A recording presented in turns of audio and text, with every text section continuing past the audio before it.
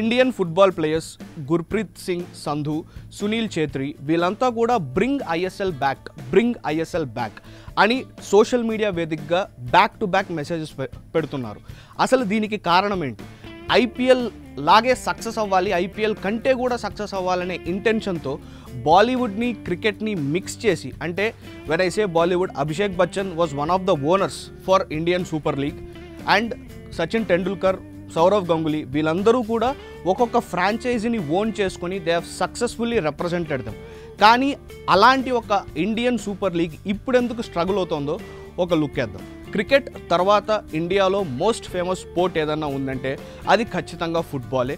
Especially states like Kerala, West Bengal, Maharashtra ఇలాంటి ఒక 4-5 స్టేట్స్లో ఫుట్బాల్ చాలా ప్యాషన్తో చూస్తారు అండ్ ఆడతారు కూడా. కానీ ఇండియన్ ఫుట్బాల్ దగ్గరకు వచ్చేసరికి మాత్రం ప్రాబ్లం ఏంటంటే ఇంటర్నేషనల్ లెవెల్లో మన ఇండియన్ ఫుట్బాలర్స్కి, మన ఇండియన్ సాకర్ ప్లేయర్స్కి పెద్దగా రికగ్నిషన్ లేకపోవడమే. ప్రతి ప్లేయరు ఎంత కష్టపడుతున్నా సరే కరెక్ట్ రికగ్నిషన్ రాకపోవడం అండ్ మన overall the all India football federation ఎవరైతే ఉన్నారో సరిగ్గా ఇండియన్ ఫుట్బాల్ని, ఇండియన్ ఫుట్బాలర్స్ని రిప్రజెంట్ చేయకపోవడం, రిప్రజెంట్ చేసినప్పటికీ మనం ఇప్పటిదాకా వరల్డ్ కప్ కూడా క్వాలిఫై అవ్వకపోవడం, ఇలా చాలా ఫ్యాక్టర్స్ ఉన్నాయి ఇండియాలో ఫుట్బాల్ అంత మాస్ క్రేజ్ రాకపోవడానికి.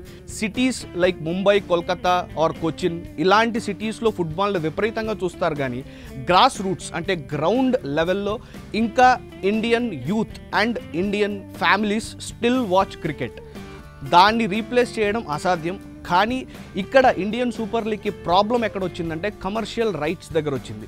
ఈ ఇయర్కి the deal between ISL organisers and the all India football federation, the deal for the rights will end on December. దాని తర్వాత ఒక ఫ్రెష్ డీల్ సైన్ చేయాల్సి ఉంది. ఆ డీల్ సైన్ చేయడానికి ఎవరి దగ్గర నుంచి బిడ్డింగ్స్ రాకపోవడంతో ఈ ఇయర్ జూలైన already it was informed that ఈసారి ఐఎస్ఎల్ జరగడం కష్టమే అని. ప్లేయర్స్ ఏమనుకున్నారంటే okay, they need time to figure out మనం ఫుట్బాల్ ఆడొచ్చు అని. కానీ ఆల్రెడీ నవంబర్ వచ్చేసింది అండ్ యూజువల్గా ఐఎస్ఎల్ ఎప్పుడు స్టార్ట్ అవుతుంది? సెప్టెంబర్లో స్టార్ట్ అయ్యి it will end in April.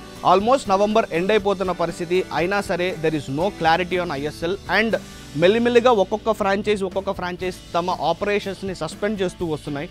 Kerala blasters, Bengal ఇలా అన్ని స్టేట్స్ వాళ్ళు మెల్లిమెల్లిగా తమ ఆపరేషన్స్ని సస్పెండ్ చేస్తూ వస్తున్నాయి. దట్ ఈజ్ వేర్ ఫుట్బాల్ ప్లేయర్లకి భయం పట్టుకుంది that they might not get a chance to play ISL again.